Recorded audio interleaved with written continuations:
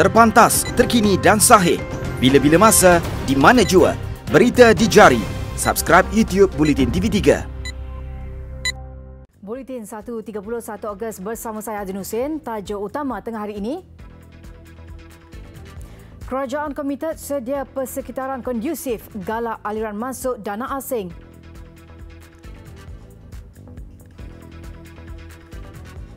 PKR tolak undang-undang gangguan seksual melindungi kaum lelaki.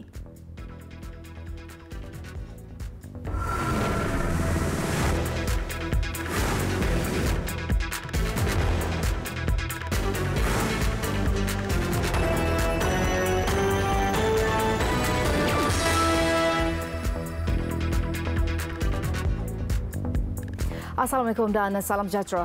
Presiden PKR Datuk Seri Anwar Ibrahim meminta Senator Muhammad Imran Abdul Hamid menarik balik cadangannya mewujudkan undang-undang gangguan seksual untuk melindungi kaum lelaki daripada tergoda dan terjebak dengan jenayah seperti rogol. Ahli Parlimen Port Dickson itu dalam satu kenyataan hari ini berkata, PKR menolak cadangan itu kerana ia dilihat tidak munasabah dan menghina golongan wanita. Cadangan itu juga, kata beliau, memberi gambaran bahawa golongan lelaki tidak bermoral dan mudah tergoda hingga boleh terlibat dengan perbuatan keji. Sebaliknya, katanya lebih molek sekiranya semua pihak memfokuskan terhadap agenda memartabatkan wanita dengan memperkasa undang-undang dalam menolak sebarang serangan seksual terhadap mereka. Semalam di Dewan Negara, Muhammad Imran mencadangkan undang-undang gangguan seksual untuk melindungi kaum lelaki daripada tergoda dan terjebak dengan jenayah seperti rogol. Pesara Tentera Laut daripada PKR itu memberitahu Dewan Negara gesaan itu dibuat supaya golongan lelaki selamat dan seterusnya negara jadi aman. Oleh Dewan Rakyat. Untuk itu saya ucapkan tahniah kepada Yang Berhormat Menteri dan juga. Sementara itu, Senator Muhammad Imran bersetuju menarik balik dan memohon maaf di atas cadangan dikemukakannya di Dewan Negara semalam. Dalam satu kenyataan sebentar tadi, beliau berkata walaupun niatnya ikhlas tetapi tidak menyangka ia dilihat kesilapan besar yang telah menyinggung ramai kaum wanita dan tidak kurang juga kaum lelaki kerana dianggap menghina. Sensor, Swafoto, Sportif, Unlock Your Style dibawakan oleh Vivo S1. Syarikat perniagaan asing di negara digesa mengambil peranan proaktif dalam memacu inovasi di setiap sektor bagi meningkatkan peluang pekerjaan sekaligus menjadikan Malaysia sebagai destinasi pilihan untuk pelabur. Perdana Menteri Tun Dr. Mahathir Mohamad berkata, dalam mencapai matlamat itu, kerajaan komited menyediakan persekitaran yang kondusif bagi menggalakkan aliran masuk dana asing dan teknologi. Dalam ucapannya di persidangan meja bulat bersama komuniti Dewan Perniagaan Antarabangsa Anjuran Talent Corporation Malaysia Berhad di Putrajaya pagi tadi, Tun Dr. Mahathir berkata biarpun menyedari revolusi industri 4.0 dijangka memberi perubahan drastik kepada industri, aspek pembangunan modal insan masih perlu menjadi keutamaan setiap sektor. It is also essential for the public and private sectors to work closer together to drive the development of Industry 4.0 ecosystem in Malaysia. One which enables us to fully optimize all our sources of talent, be they local, graduates, the Malaysian diaspora, skilled foreign talents, or our insufficiently leveraged pool of latent talent. Mengulas berkenaan buruh, beliau turut mengakui pelbagai inisiatif diperkenalkan tidak akan mencapai hasil positif sekiranya pekerja itu sendiri tidak berminat melaksanakan tanggungjawab dan amanah diberikan. Jelasnya, jika pekerja mampu melaksanakan tugas dengan baik, gaji dan emolumen yang diterima akan bertambah. Selain itu, kerajaan juga akan mengkaji semula undang-undang buruh untuk memperbaiki pasaran, memastikan ketelusan lebih tinggi dan terus menjaga kebajikan pekerja. Persidangan meja bulat yang bertemakan memperkasa tenaga kerja Malaysia memupuk bakat untuk masa depan itu disertai oleh 30 perwakilan daripada 20 Dewan Perniagaan Asing. I would like to call upon Tuan Haji Ahmad Arif Rumi to recite the. Dalam perkembangan lain, Tun Dr. Mahathir Mohamad mengesahkan sekumpulan wakil rakyat pembangkang datang berjumpa beliau dan menyatakan sokongan kepadanya untuk kekal sebagai Perdana Menteri Selasa lalu. Namun tegas beliau, pertemuan dengan wakil rakyat daripada PAS, UMNO dan Gabungan Parti Sarawak GPS itu adalah perjumpaan biasa. The meeting actually happened, but I mean everybody, not just opposition. Even NGOs, I meet them. And as you know, the past president, Haji Hadi, has been saying all the time that he supports me. There's nothing new. You said that this group includes people from UMNO, from GPS, the Gabungan Parti Sarawak. Yeah, they want to come and see me, I see them. I hear what they want to say. Well, a lot of them express support for me. Thank you very much.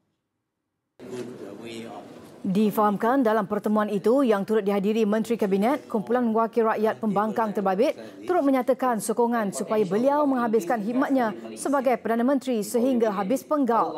Tun Dr. Mahathir berkata sedemikian dalam sidang media selepas merasmikan pembukaan persidangan meja bulat bersama Komuniti Dewan Perniagaan Antarabangsa di Putrajaya pagi tadi.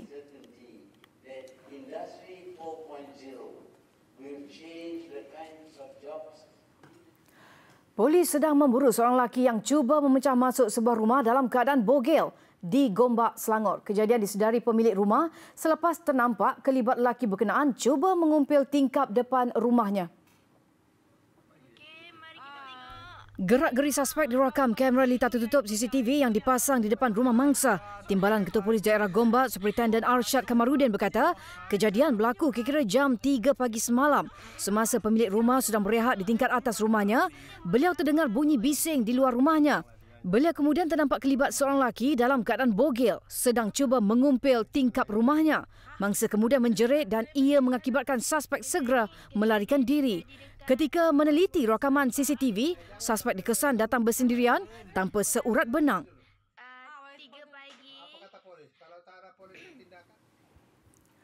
Sebuah kilang beg plastik di Taman Perindustrian Sungai Kapar, Kelang menafikan melarang pekerja Islam menunaikan ibadat solat ketika waktu bekerja. Perkara itu dimaklumkan Ahli Dewan Undangan Negeri Adun Meru Muhammad Fakhrul Razi Muhammad Mokhtar dalam satu kenyataan selepas pihaknya menghubungi syarikat itu hari ini. Muhammad Fakhrul Razi meminta syarikat itu melaporkan kepada pihak polis sekiranya penularan memo bertarikh 30 Julai lalu itu merupakan satu sabotaj.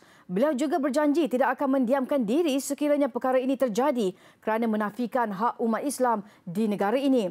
Terdahulu, memo yang didakwa dikeluarkan sebuah syarikat plastik melarang pekerja Islam menunaikan solat ketika waktu bekerja tular di laman sosial. Memo itu menyatakan denda sebanyak RM500 akan dikenakan kepada pekerja bagi setiap satu kesalahan.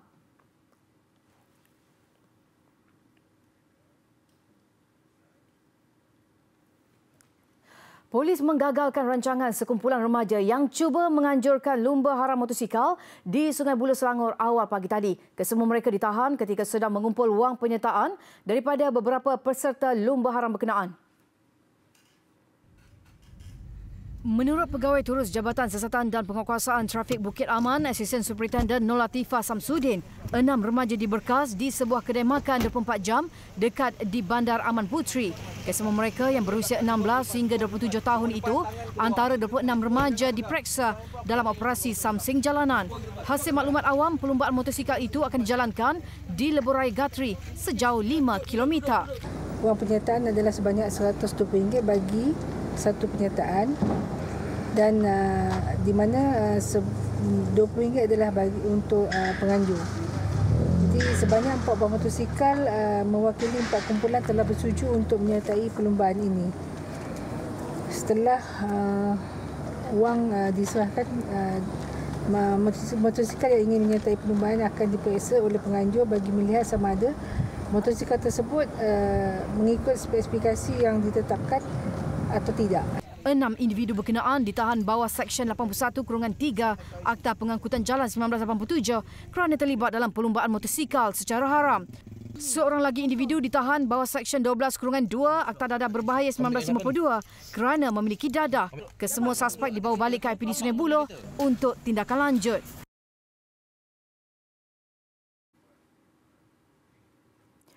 Kerajaan Thailand, khususnya kerajaan tempatan di Sungai Golok, komited mahu meningkatkan imej wilayah selatan negara itu yang sebelum ini tercalar dengan pergolakan setempat. Usaha itu juga bagi merancakkan kembali sektor pelancongan di bandar sempadan kedua-dua negara yang sepi kesan ketidaktentuan ekonomi.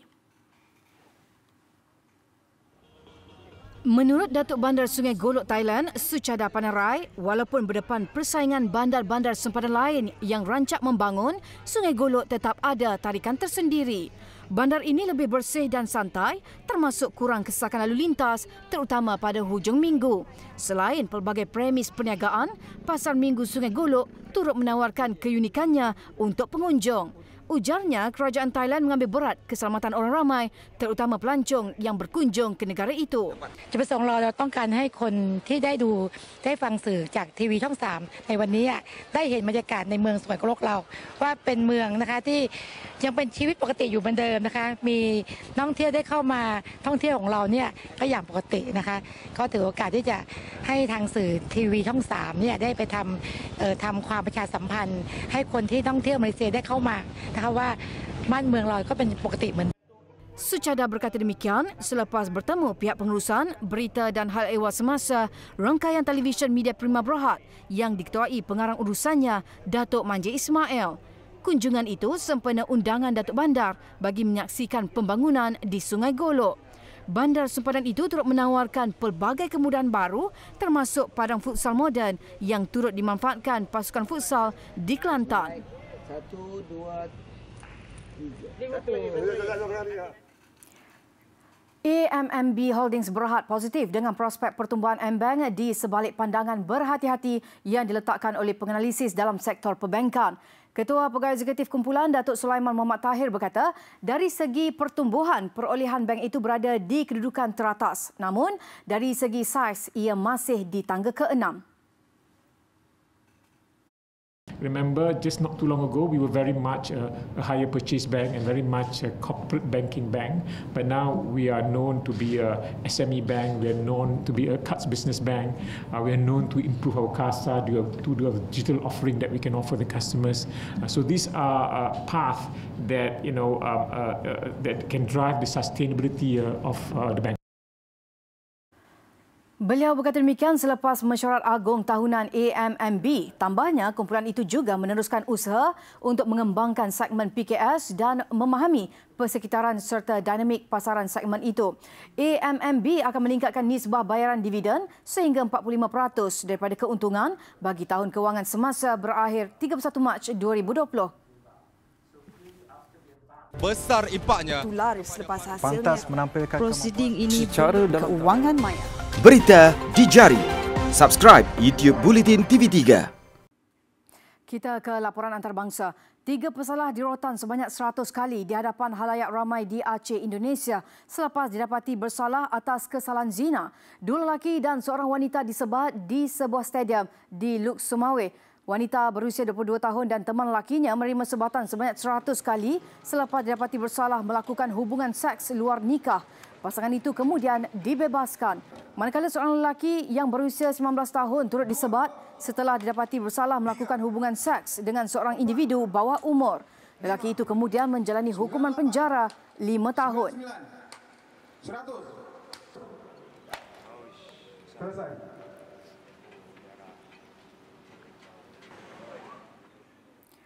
Kira-kira 5,700 anggota tentera, polis dan agensi mitigasi Indonesia dikerahkan untuk memadam kebakaran di Kepulauan Sumatera dan wilayah Kalimantan di Borneo. Terdahulu, Republik itu mengisytiharkan darurat di 6 wilayah iaitu Riau, Jambi dan Sumatera Selatan serta Kalimantan Barat, Kalimantan Tengah dan Kalimantan Selatan.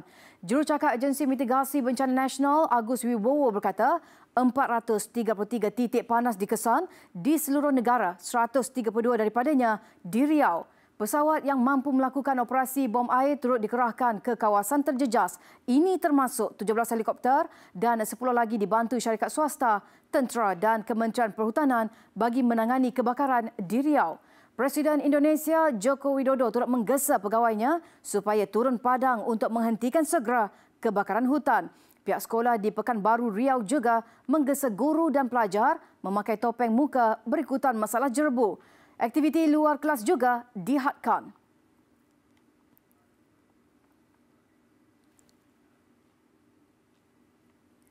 Hujan monsun yang mencetuskan banjir di Karachi, Pakistan meragut 12 nyawa.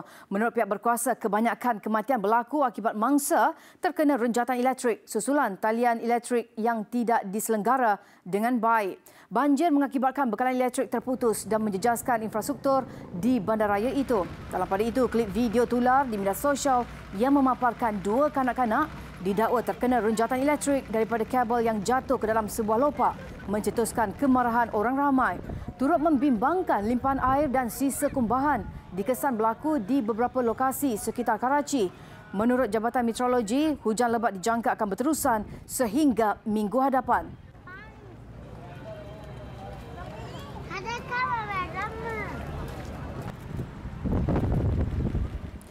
Seorang kanak-kanak lelaki berusia 3 tahun yang terjatuh dari balkoni tingkat 6 sebuah pangsapuri di barat daya China terselamat selepas beberapa penduduk bertindak pantas menggunakan selimut untuk menyambutnya. Rakaman video memaparkan kanak-kanak itu berpaut dan cuba memanjat naik ke balkoni sementara kakinya terus tergelincir. Beberapa saat kemudian, dia terjatuh. Manakala seorang wanita yang berada di kawasan bangunan berkenaan bergegas untuk mendapatkan selimut. Selimut itu dibentangkan dengan bantuan beberapa penduduk untuk menyelamatkan budak itu. Menurut polis, ketika kejadian, kanak-kanak itu ditinggalkan seorang diri di rumah oleh neneknya yang ke kedai untuk membeli barang dapur. Kanak-kanak itu tidak mengalami sebarang kecederaan.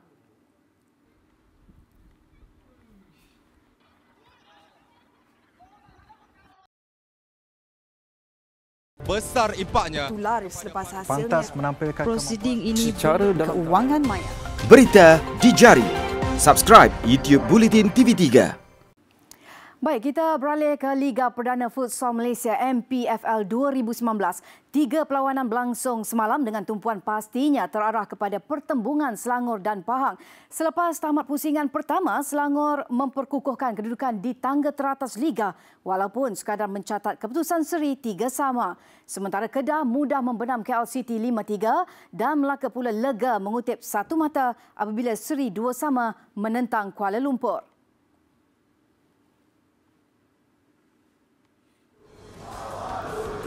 Ruang duduk penonton di Kompleks Sukan Panasonic Shah Alam sesak bagi menyaksikan sendiri pertembungan umpama perlawanan akhir di antara Selangor Pahang.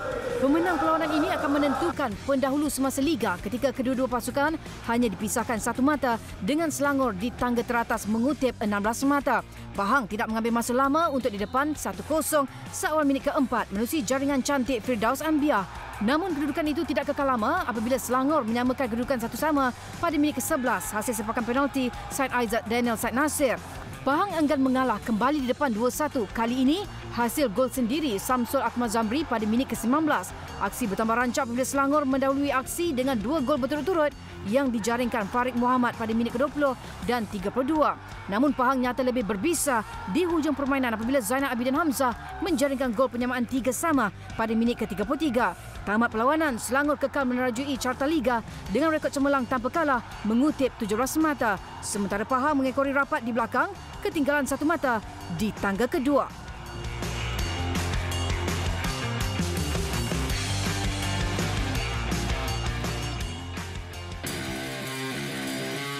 Sementara itu di Stadium Sultan Abdul Halim Al-Star, Kedah menang bergaya di laman sendiri selepas mendudukkan KL City FC 5-3. KL City yang dibimbing bekas pemain futsal kebangsaan Jerry Dinesh Pereira terlebih dahulu membuka tirai jaringan pada minit ke-8 menerusi Muhammad Muzaffar Muhammad Tahar. Tersentak dengan jaringan itu, Kedah memperkemaskan aksi dan kembali menyamakan kedudukan 3 minit kemudian hasil jaringan Muhammad Nazrin Ramli. Kedah kemudiannya menggandakan serangan, giliran Muhammad Syahmi Abdullah Sani menjaringkan gol kedua. Disusuli jaringan ketiga tuan rumah hasil rembatan deras Muhammad Qais Afandi.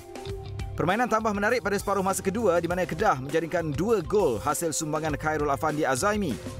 KL City menambah 2 lagi jaringan menerusi Muhammad Imran Samsudin dan Muhammad Muzaffar pada babak akhir perlawanan. Namun agak terlambat untuk mengejar. Dengan perlawanan berkesudahan, Kedah menang selesa 5-3.